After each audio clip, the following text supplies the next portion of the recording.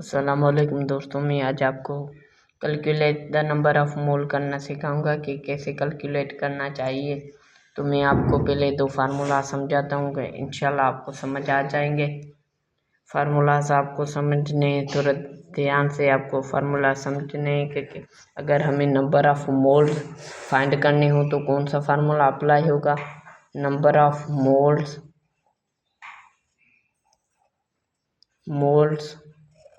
Give mass upon molar mass. Number of moles जब हमें ना मिले हों, गिव मास मिले हों, मोलर मास मिले तो हम इन दोनों को डिवाइड कर देंगे तो हमें नंबर ऑफ मोल्स मिल जाएगा। अगर हमें नंबर ऑफ मोल्स मिले हों, गिव मास ना मिला हो, मोलर मास मिले हों, तो हम इन दोनों को मल्टीप्लाई कर देंगे तो हमें गिव मास मिल जाएगा। अब आते हैं अपने क्वेश्चन पे, कैसे होगा। तो पहले हमें इसके लिए डेटा बनाना है।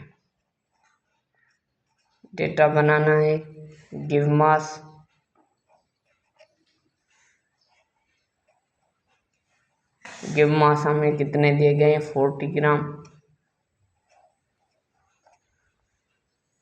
इसके बाद मोलर मास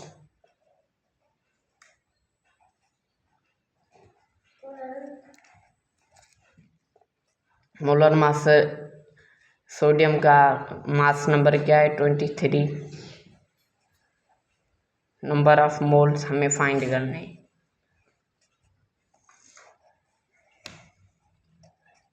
समझ गए होंगे कि कौन सा फार्मूला अप्लाई होगा और कैसे होगा। हमारा अब सॉल्यूशन हमारा शुरू होगा। तो फार्मूला कौन सा अप्लाई होगा, नंबर ऑफ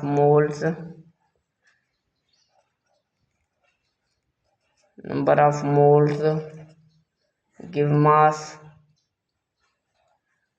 पान मोलर मास। हम इन दोनों को डिवाइड कर देंगे तो हमारे पास नंबर ऑफ मोल्स मिल जाएगा। गिव मास कितने हमारे पास, 40 ग्राम, और मोलर मास कितने, 23 ग्राम। तो हम इन दोनों को डिवाइड कर देंगे तो हमारे पास आंसर आ जाएगा 1.73। आपको समझाने के लिए एक और दूसरा मिसाल। पहले हमें डेटा बनाना है। गिव मास जो हमें मिले नहीं हुए,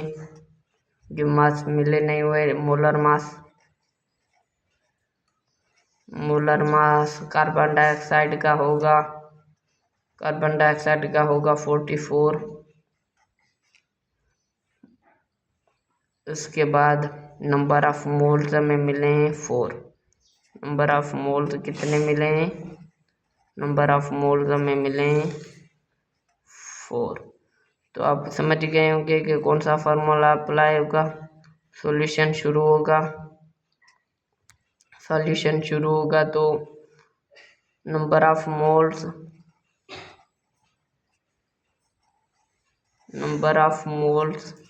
गिव मास मिले नहीं हुए, मोलर मास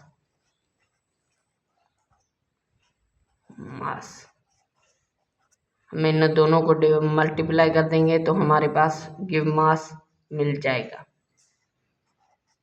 तो हम इन दोनों को मल्टीप्लाई कर देंगे, 44 × 4, तो हमारे पास नंबर ऑफ गिव मास हमारे पास मिल जाएगा 176। ये हमारा हो गया, गिव मास हमारा मिल गया।